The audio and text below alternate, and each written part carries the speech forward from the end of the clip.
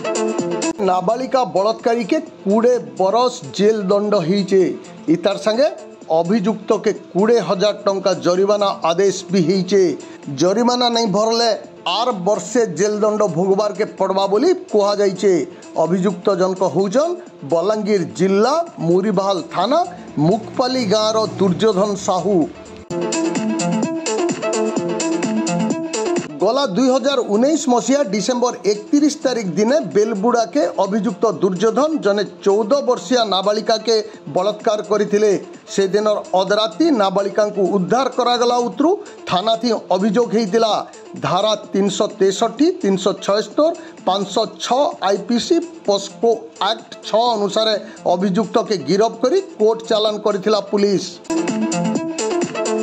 POCSO विचारपति Gopabandhu Gananayak ई मामलार सुनानी करी अभियुक्त दुर्योधन के 20 वर्ष जेल और 20,000 टंका जरिमाना आदेश करिचन। इतार संगे मान्यवर कोर्ट पीड़िता को जिला आईन सेवा प्राधिकरण तरफनु 4 लाख टंका सहायता राशि प्रदान करा जिबार के निर्देश देइचन। ई मामला के सरकारी वकील प्रियरंजन बहिदार परिचालना करथिले। CNC College Balanger. With time, efforts and overcoming different challenges, we have now become the #1 commerce college in Odisha. We have been constantly providing outstanding education in our +2 and +3 domain.